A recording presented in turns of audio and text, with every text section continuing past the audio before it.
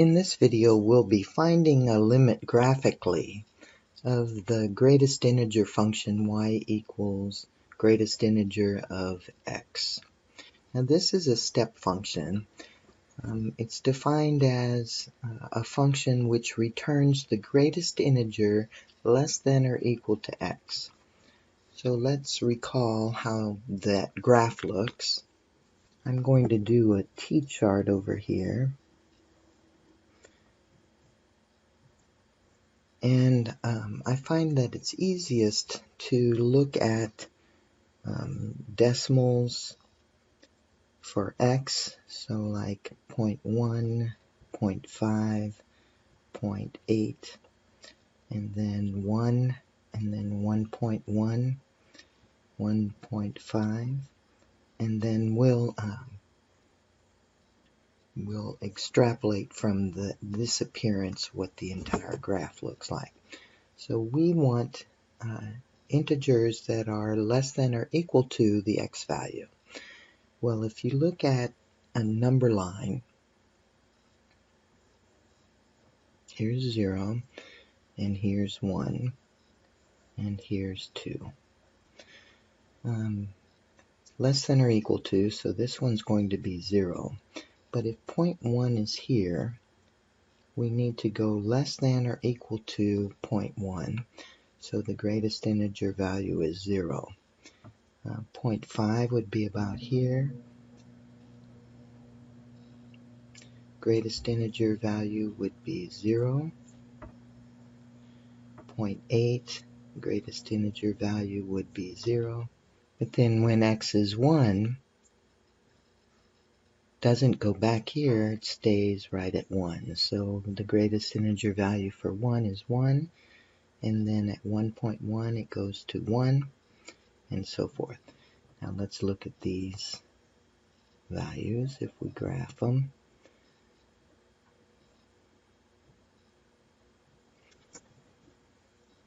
The 0.00, the 0.10, 0.50, 0.80, and then 1 is here. So when x is 1, I don't include this endpoint. I have to pop up to this next one. So my graph is a step. This endpoint is included in the graph, but this one is not.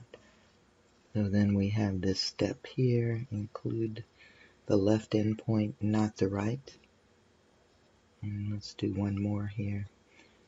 This one's included, and then this one's not. So then as x approaches 2, here's 2.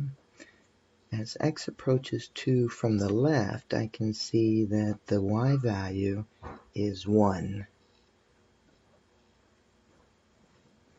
So as x approaches 2 from the left, y is 1. And as x approaches 2 from the right,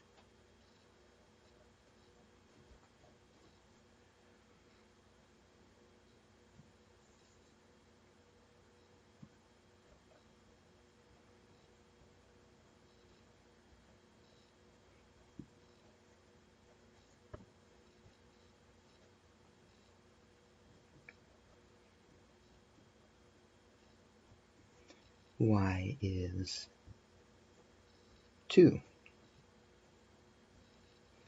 And these are different.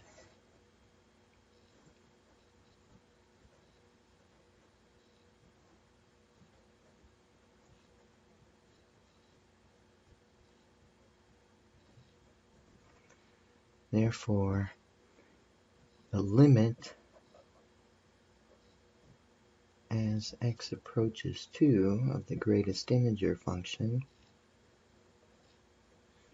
does not exist.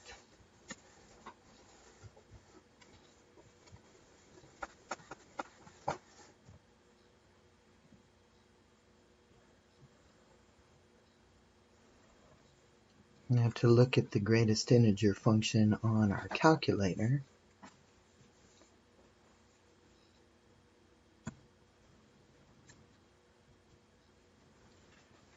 we want to use our math button and choose number option, and choice number 5 is integer, and then we'll put x as our argument.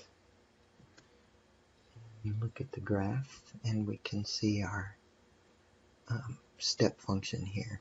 Now we can't see that one right here on the x-axis. If we wanted to see that, we could format our graph a little differently using second zoom, and we can turn our axis off and then look at the graph, and we can see that we have the steps all the way up. Let me turn that back